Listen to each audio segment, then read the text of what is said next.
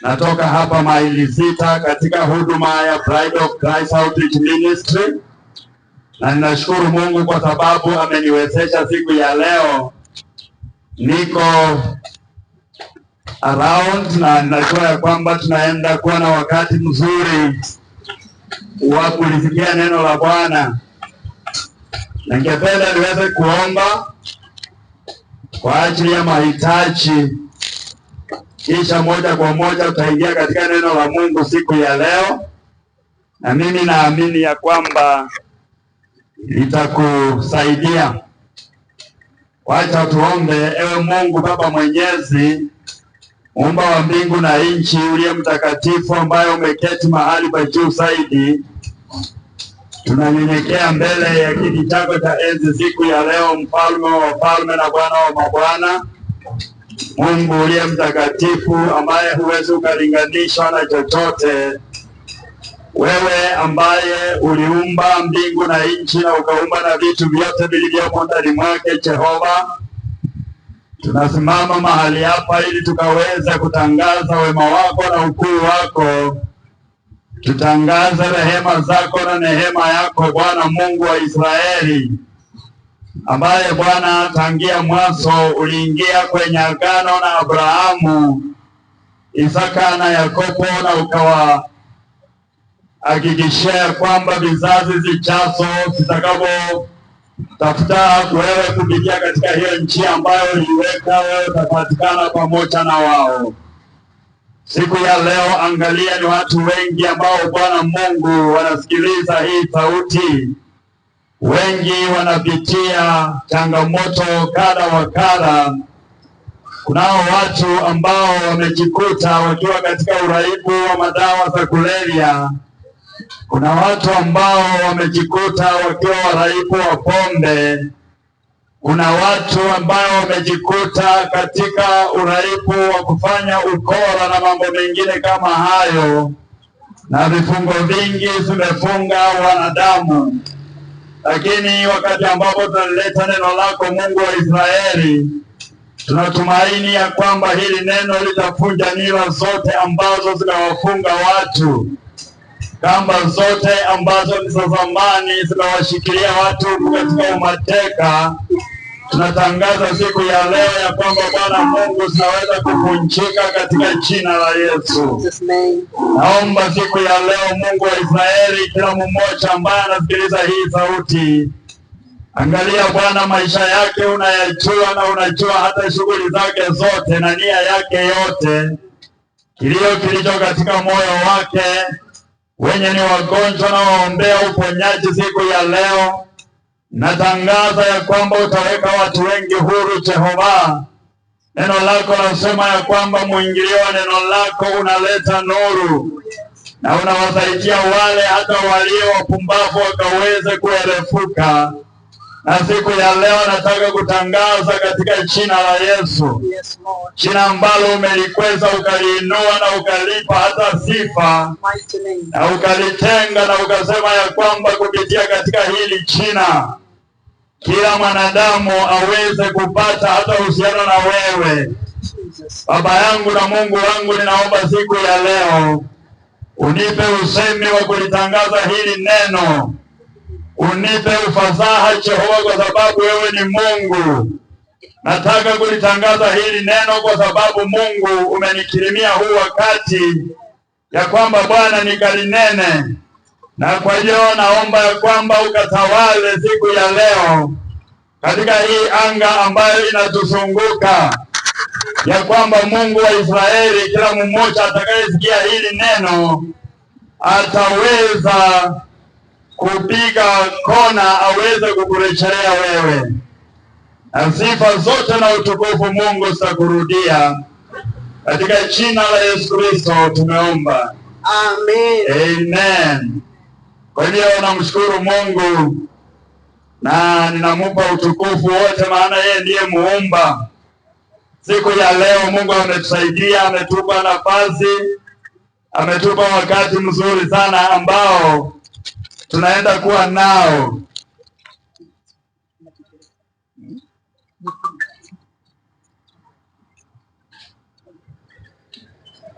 Praise the name of the Lord. Bwana Yesu asifiwe. YouTube connecting. Please wait. Praise the name of the Lord Jesus. Bwana Yesu asifiwe. Today I want to thank God because of giving me this opportunity. Leo nataka kumshukuru Bwana kwa sababu ya kunipa hii tunuku. That I may be with you here. Ili nikaweze kuwa pamoja nanyi mahali hapa. To bring the word of God to you. Hata kulileta neno la Bwana kwenu. And so wherever you are. Na kwa hivyo popote ulipo. I want to ask for your attention. Nataka kuuliza tu makinifu wako. That you may walk with me through the scriptures of the Bible. Ili tukaweze kuandamana pamoja na wewe katika maandiko. And therein we can be able to learn a lesson. Na hata hapo tukaweze kusoma fundisho. I want to give you a story. Nataka kuwapa hadithi. And this story concerns a servant of God called Apostle Paul. Nayo ni hadithi ambayo inamhusisha mtumishi wa Mungu aitwaye Mtume Paulo. That there was a time that Apostle Paul was doing ministry. Ya kwamba kulikuwa na wakati ambapo anafanya kazi ya huduma.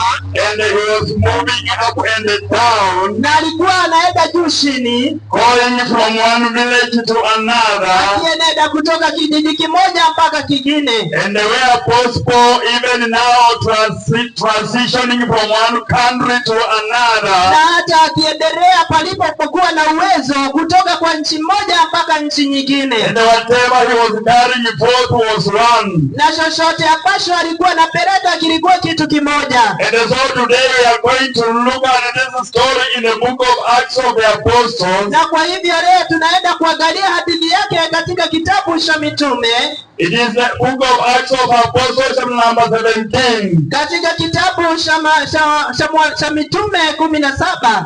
And we will be reading from verse 19 downwards. Na tutasoma kuanzia aya ya 19 kuelekea chini. And I would want, as I read, my interpreter will be giving the interpretation also. Na ninaomba ya kwamba ninaposoma naye mkalimani ataweza kukalimani vile vile. So I will be reading one verse, then you read in Kiswahili. Na kwa hivyo tutasoma aya kwa aya. And as I will finish now, I will combine that message and bring it to you. Na nikiweza kumaliza kusoma tutaweza kuileta ujumbe ikiwa pamoja kwako. We are basically going to look at two books of the Bible. Tutaangalia vitabu viwili katika Biblia. And our first book is the book of Acts of Apostles. Na ya kwanza ni katika kitabu cha Matendo ya Mitume. Then the other book will be the book of Romans. Nayo kitabu kingine kitakuwa ni katika kitabu cha Warumi. And from there I will be signing out. Na kutoka pale nitakuwa nikimalizia. Hallelujah. Hallelujah. So we read from verse 19, that Acts of Apostles chapter number 17. Matendo ya Mitume 17 na aya yake ya 19. And the Bible says, Na Biblia yasema. and okay, before maybe I read, I would request that you can get your own time. Kabla nisome ningeweza kuuliza ya kwamba kama mnaweza kupata nafasi yenu. And then you read the whole chapter of verse 17 of the book of Acts of Apostles. Na mkaweza kusoma hata ukurasa ama hiyo mlango wote wa Matendo ya Mitume 17 yote. But allow me to start from verse 17. Lakini kubali nianzie katika aya ya 17. The Bible says, Biblia yasema, therefore disputed he in the synagogue with the Jews and with the devout persons, and in the market daily with them that met with him. Basi katika sinagogi wakahojiana na Wayahudi na waliomcha Mungu na wale waliokutana naye sokoni kila siku. Verse 18 says, Aya 18. then certain philosophers of the Epicureans and the Stoics encountered him, and some said, what will this babbler say? Other some he seems to be a scepter forth of strange gods, because he preached to them Jesus and the resurrection. Baadhi ya Wapekuleo Wastoiko wenye ujuzi wakakutana naye. Wengine wakasema, mpuzi huyu anataka kusema nini? Wengine walisema, anaonekana kuwa mtangaza habari ya miungu migeni, kama maana aliyokuwa akihubiri habari za Yesu na ufufuo. Verse 19 says, aya 19, and they took him and brought him to Rebekah, saying, may we know what this new doctrine whereof you speak is. Wakamshika wakamchukua Rebeka, wakasema, je, twaweza kujua maana ya elimu hii mpya ulionayo? For you bring certain strange things to our ears. We would know therefore what these things mean. Kwa maana unaleta mambo mageni masikioni mwetu, twapenda kujua basi maana ya mambo haya. Verse 21 says, aya 21, for all the Athenians and the strangers which were there, they spent their time in nothing else but either to tell or to hear some new thing. Kwa maana Waethene na wageni waliokuwa huko walikuwa hawana nafasi kwa neno lolote ila kutoka habari kusikiliza habari za jambo mpya. Verse 22 says, then Paul stood in the midst of Mars Hill and said, you men of Athens, I perceive that in all things you are too superstitious. Basi Paulo akasimama katikati ya Areopago akasema, enyi watu wa Athene, katika mambo yote naona ya kuwa ninyi ni watu wa kutafakari sana mambo ya dini. For as I passed by and beheld your devotions, I found an altar with these inscriptions, to the unknown God, whom therefore you ignorantly worship him, declare I to you. Kwa sababu nilipokuwa nikipita huko na huko, nikaona mambo ya ibada yenu, na niliona madhabahu iliyoandikwa maneno haya, kwa Mungu asiyejulikana. Basi mimi nawahubiria habari zake yeye ambaye ninyi mwamwabudu bila kumjua. God that made the world and all things therein, seeing that he is Lord of heaven and earth, dwells not in temples made with the hands. Aya 24, Mungu aliyefanya ulimwengu na vitu vyote vilivyomo, yeye kwa kuwa ni Bwana wa mbingu na nchi, hakai katika hekalu zilizojengwa na mkono kwa mkono. Neither is worshipped with men's hands, as though he needed anything, seeing he gives to all life and bread and all things. Wala hatumikiwi kwa mkono wa mwanadamu kama kwamba anahitaji kitu chochote, kwa maana ndiye anayewapa wote uzima na pumzi na vitu vyote. Verse 26 and 27. Aya 26 na 27. The last verses here.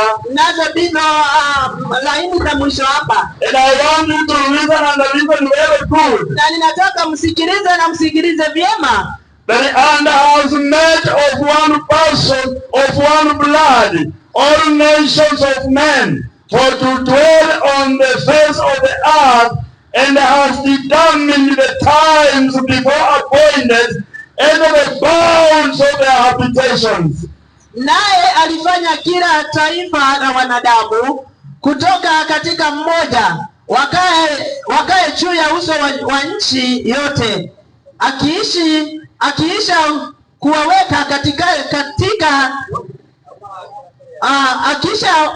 let me repeat again. Akiisha waweka nyakati alizoziamuru tangu zamani, na mipaka ya makazi yao. Namba 27 inasema verse 27, sikuwa nimesoma. Now I read that they should seek the Lord, if haply they might feel after him, and find him, though he be not far from everyone of us. Ili wamtafute Mungu ikawa ni kwa kupapasa wakamuone, ijapo hawi bali na kila mmoja wetu. Turn with me in the book of Romans number 10 verse 9 and 10. Twende katika kitabu cha Warumi 9 na aya yake ya 10. 10 Warumi 10 verse 9 and 10. Warumi 10 na aya ya 9 na aya ya 10. Hallelujah. Hallelujah. The Bible says, Biblia inasema hivi, this is what the Bible records, hivi ndivyo Biblia imenakiri, that if you confess ya kwamba with your mouth the Lord Jesus, and shall believe in your heart that God has raised him from the dead, you shall be saved. Kwa sababu ukikiri Yesu kwa kinywa chako na kuwa ni Bwana na kumwamini moyoni mwako na kuwa Mungu alimfufua katika wafu, utaokoka. For with the heart man believes, hallelujah, Amen, to righteousness, and with the mouth confession is made to salvation. kwa maana kwa moyo mtu huamini hata kupata haki, na kwa kinywa hukiri hata kupata wokovu. Hallelujah. Hallelujah. Now that I have gone through those scriptures, Ya kwamba sasa tumeweza kutembea katika hayo maandiko na kuyasoma, I want you now to listen to me. ningetaka ukaweza kunipa sikio lako, That this is a servant of God, Apostle Paul, ya kwamba huyu ni mtumishi wa Mungu, Mtume Paulo, and we all know the story of Paul the Apostle, na sisi twaijua hata hadithi na habari yake Mtume that Paulo, he was persecuting the work of the cross. ya kwamba alikuwa anatabisha kazi ya msalaba, He was so injurious and very dangerous, na alikuwa ni mtu aliyekuwa hatari sana, and everywhere these men appeared, na popote ambapo huyu mtu alipoonekana people could close their doors, watu wangeweza kumfungia milango, because they knew that this man was not pretending anything good. ni kwa sababu walijua ya kwamba hajakuja kwa jambo lolote So bila.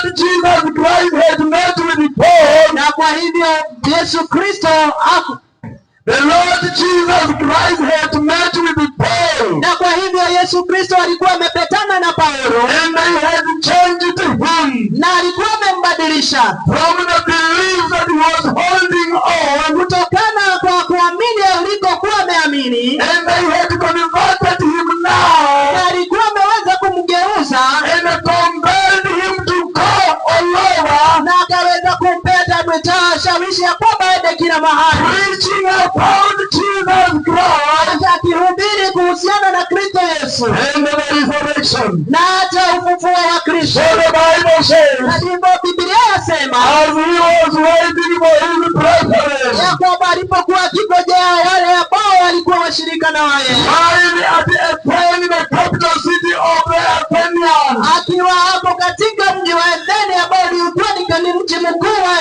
nchi ya Athene, or the land of Greece. ama nchi ya Greece. And the Bible says, Na Biblia yasema as he was waiting for his ya companions, kwamba alipokuwa akingojea wenzake, he was moved in his heart ya kwamba akaweza kushawishika ndani ya moyo wake, to enter in the synagogue akaweza kuingia katika sinagogi, and the houses of worship hata katika nyumba za ibada of the land of Greece. ambayo zilikuwa katika nchi ya And Greece. as he was walking around, Na alipokuwa akitembea, he was very observant, alikuwa anaangalia vyema, because he was looking at the people, kwa sababu alikuwa anaangalia watu, and they saw how they were meditating, alikaweza kuona jinsi ambavyo wanatafakari, and they were very superstitious. na walikuwa na hali ya kukoja They kukubwa, were holding on some religion. walikuwa wanashikilia dini fulani, and they were very much devoted on their side. Walikuwa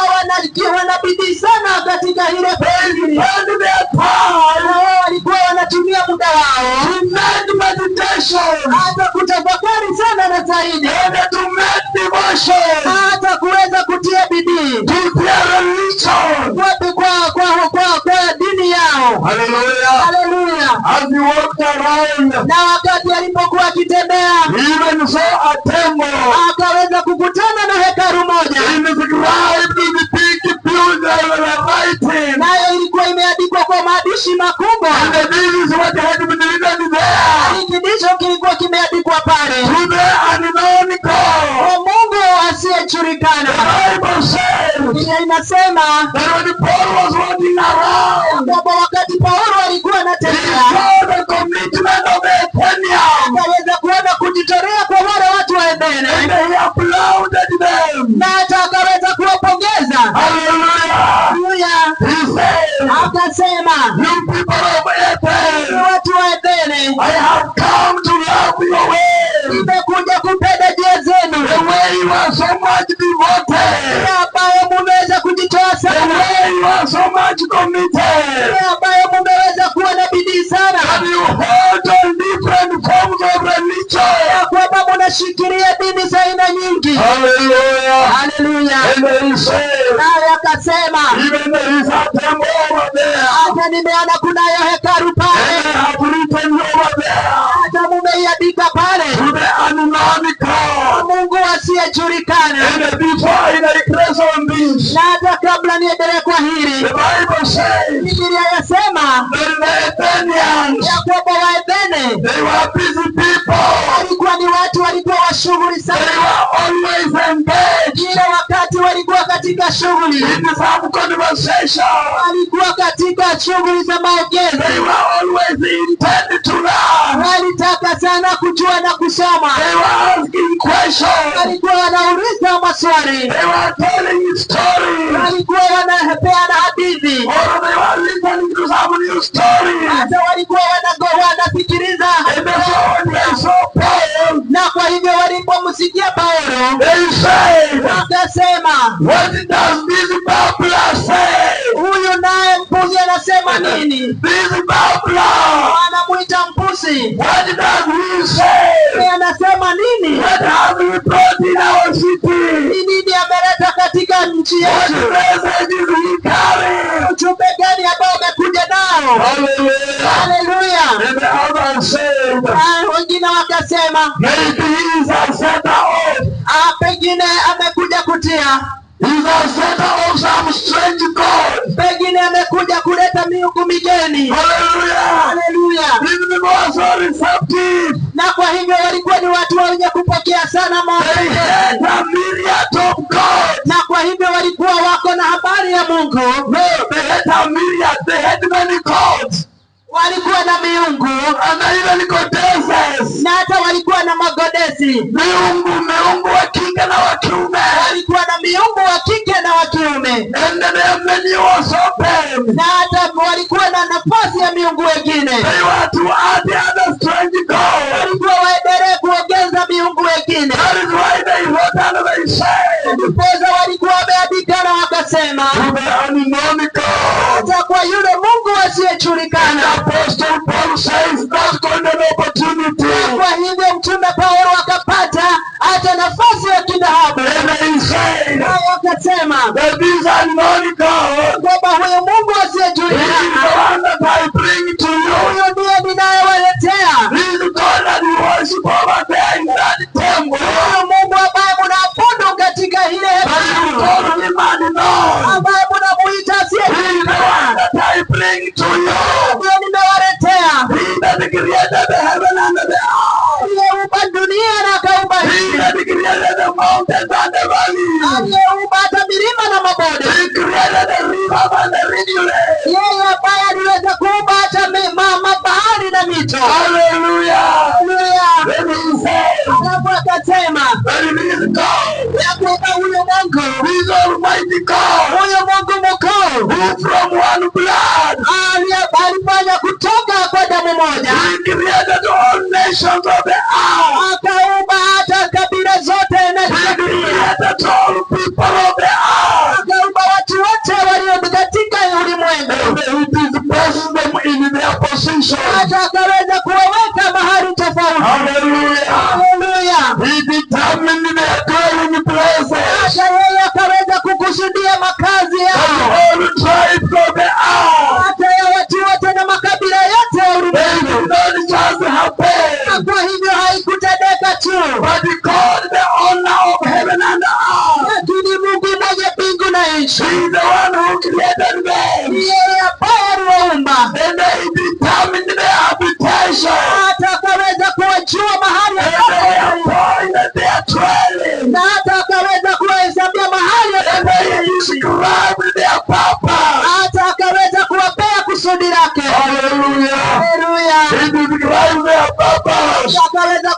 kusudi lao. They were not just to walk there into darkness. Ya kwamba hawakuwa wakae pale katika giza. And the purpose of the Lord prescribed this deal. Na kusudiwa kwa Yesu Mungu aliweza kuwapa ndio hilo. He determined their habitation. Ambaye aliweza kuwapa makazi yao. And then he said, na akasema that you should seek me. Ya kwamba mkaweze kunitafuta. Yes. Ndiyo. Wherever you are. Popote ulipo. He said, anasema you have to seek me. Ya kwamba ni lazima unitafute. Even happily. Hata kama ni kupapasa. Hata kama ni kwa kupapasa.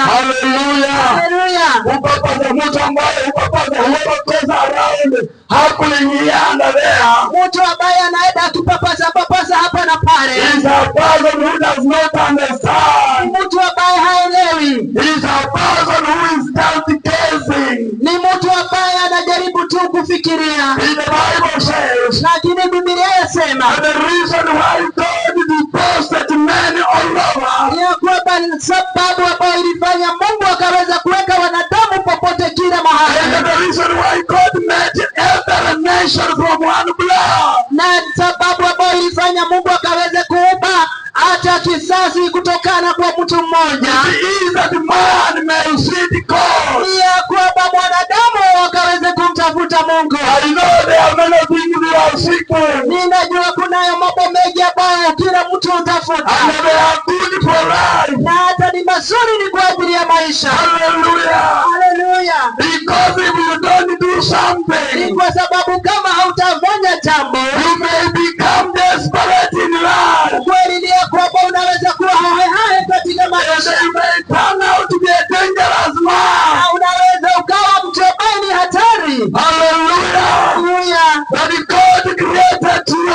Anaye Mungu alikuumba. And he prescribed an assignment for you. Naye akaweza kupeana jukumu kwako. That you may seek him. Ya kwamba ukaweze kumtafuta. Even happily by just trying to search. To feel him like that. Hata kama ni kwa kujaribu hata kupapasa umushike ama umusikie mahali alipo. Hallelujah. Hallelujah. And then Paul, the man of God. Na huyo Paulo. He tells us now how to find him.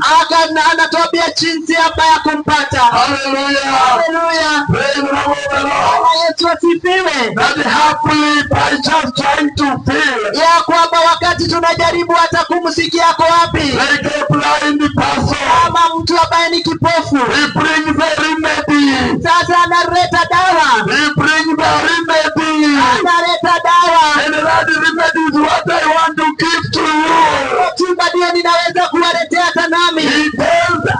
Anatuambia. And if you will confess with your mouth. Ya kwamba ikiwa utakiri kwa mdomo wako. If you will just come and agree. Ikiwa utakuja na ukubali. With your mouth. Hata kupitia mdomo wako. And Jesus Christ. Ya kwamba Yesu Kristo.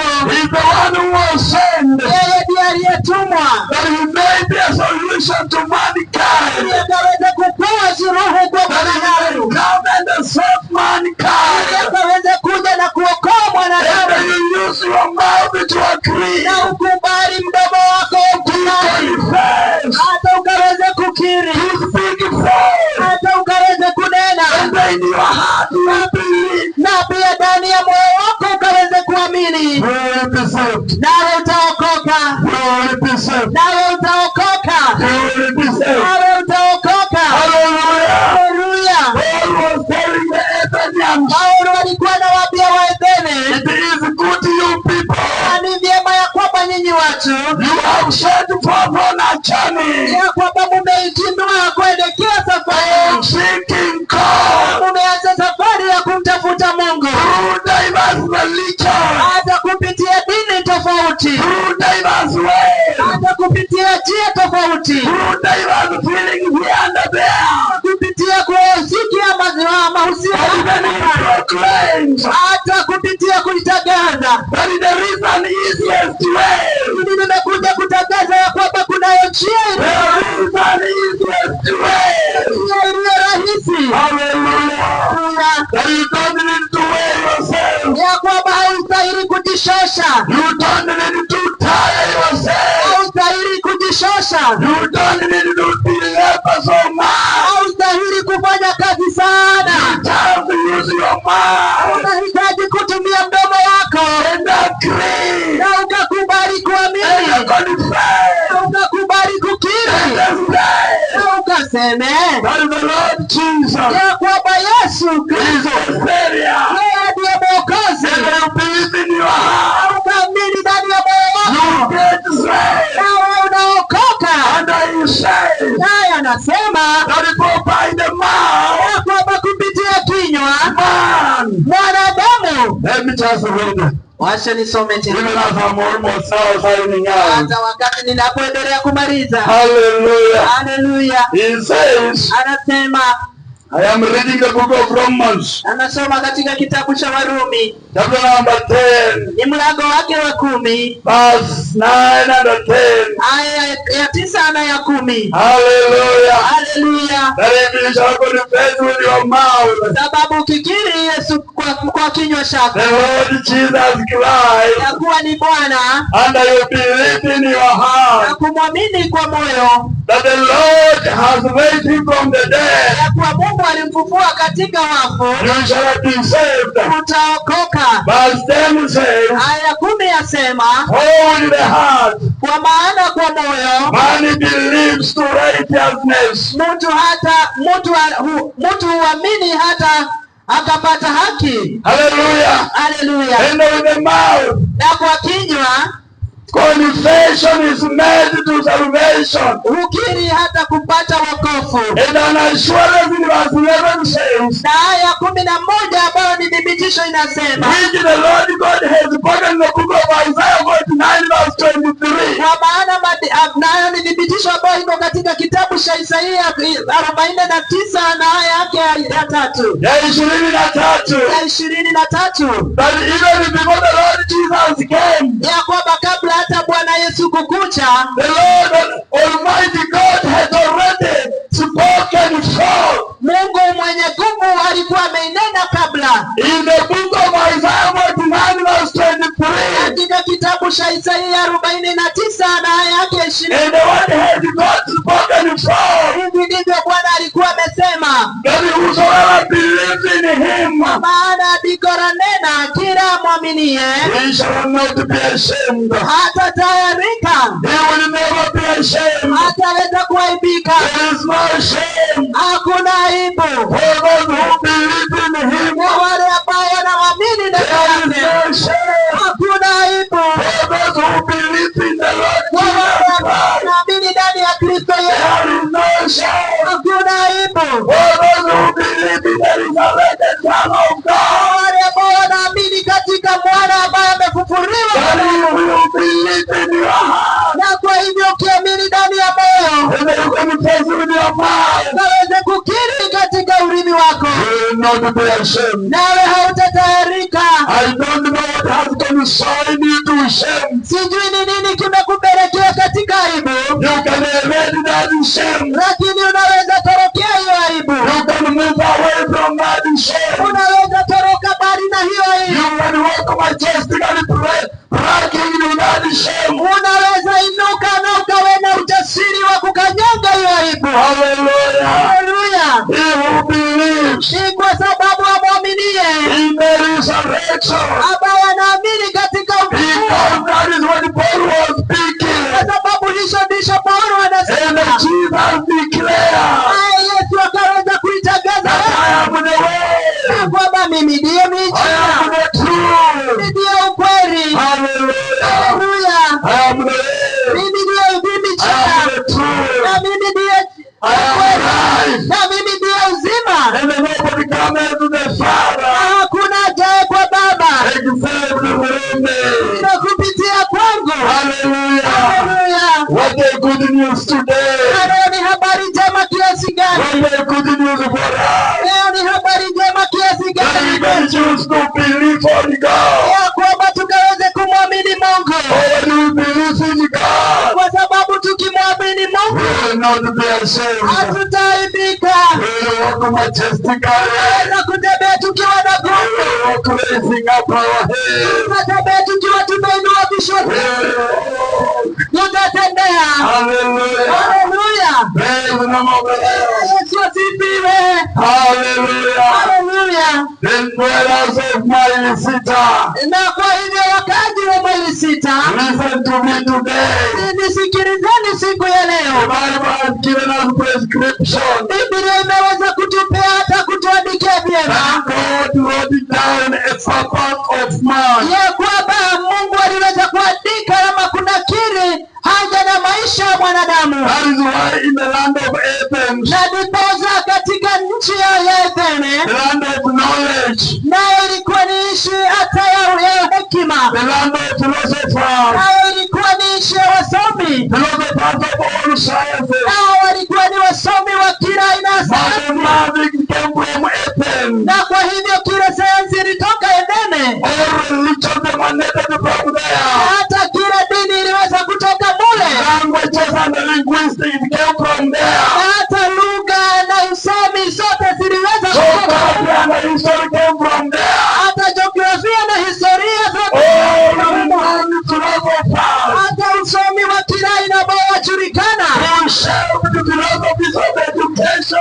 ni yeye ambapo ni wao ambao waliweza kuileta hata na ulimwengu, kuletea ulimwengu mambo ya masomo. They were there. Ni kwa sababu walikuwa The pale, Apostle Paul lakini mtume Paulo prescribed for them something very similar. naye akaweza kuonyesha na kuandikia kitu cha rahisi sana, Fit for the philosopher naye ilikuwa ni vyema kwa wale ambao ni wasomi, and fit for the thunderhead. na hata ilikuwa ni nzuri kwa wasiosoma. Hallelujah. Haleluya. Hatujatukana mtu Na sijatukana mtu, because that is an English word. ni kwa sababu ni maneno ya But Kiingereza if you have not learned, ya kwamba kama haujapata hata kuelewa na na wewe ni mtu tu ambaye wewe ni kichwa ngumu, wewe you can just believe unaweza tu kuamini hata kama haujaelewa masomo, and you are put on the same level. utakiwa kiwango kimoja.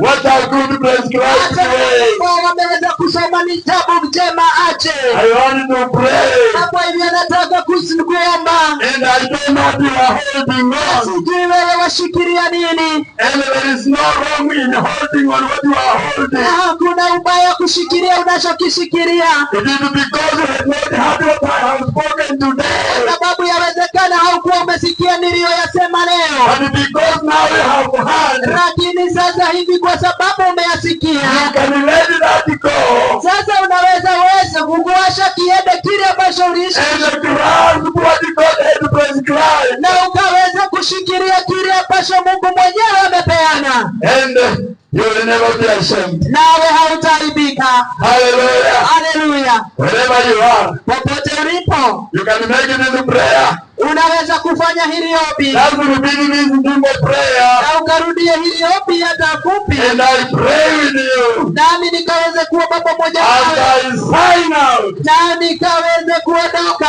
Say, Lord Jesus, Sema, Bwana Yesu, today leo I have heard nimesikia that you are sent by God ya kwamba ulitumwa na Mungu to come and die for me, ukaje ukanifiria, and that you resurrected from the dead, na ya kwamba ulifufuka kutoka kwa and wafu, you assured me of victory. na ukaweze kunithibitishia na kunihakikishia ushindi. Today I confess of my sins, Leo ninakiri dhambi zangu, and I ask you to forgive me, na ninaomba unisamehe, and give me a right attitude. na ukanipa moyo safi. Forgive me and salvation me, Lord. Nisamehe na ukanioshe. Send your Holy Spirit to indwell in me, Ashiria Roho wako Mtakatifu akakae ndani yangu, that I may walk in your purpose. ili nikaweze kutembea katika makusudio yako. Thank you for saving me. Asante kwa kuniokoa. In the name of the Lord Jesus, Katika jina la Yesu I am praying. ninaomba. Heavenly Father, Baba wa mbingu, you are the Lord. wewe ndiye Bwana. Bwana, and you have given us this day, na umetupa siku ya leo, this very hour, hata lisaa hili la mchana, that we have spoken your word here, Lord. na tumeweza kuinena neno lako hapa Bwana, And we have spoken it very clearly, na tumelinena kiwasi, demonstrating about the way of the kingdom. hata tukidhihirisha njia ya ufalme, The reason why you created mankind, sababu ulioifanya ama kumuumba mwanadamu, and you put them in habitations, na ukaweza kuweka katika and makazi, you determined their time, na hata ukaweza kuwapangia wakati and wao, you wanted them to seek you, Lord. na ulitaka ya kwamba wakutafute, Happily, even perhaps by just feeling, hata kwa kupapasa na kwa kusikiliza, but that you are not far from them. lakini wasema hata kama hauko mbali na kila The same mmoja. apostle tells us Na huyu Paulo atwambia that you are very far to us. ya kwamba hauko mbali nasi, Even in our mouth, you are very near to us. hata uko karibu sana nasi, Even in our mouth, hata katika vinywa vyetu, and in our heart. na hata ndani ya mioyo And zetu, if we confess today, ya kwamba tunapokiri wewe and leo we believe, na tunaamini, we get salvation. basi tunapata wokovu. We thank you because it is a very simple prescription. Tunakushukuru ni kwa sababu hili ndiyo jambo lililo rahisi sana, Everybody that has heard this word, Lord. ya kwamba kwa yeyote ambaye amesikia ni hili neno Bwana. Father, I pray, Baba, ninakuomba let him meditate also. washa hata yeye atafakari, The way the Athenians were meditating. hata jinsi ambavyo Waethene walikuwa In the wanalitafakari. mighty name of the Lord Jesus, I pray. Katika jina kura Yesu nimeomba. Amen and amen. Amen and God amen. bless you. Mungu awabariki. God bless you. Mungu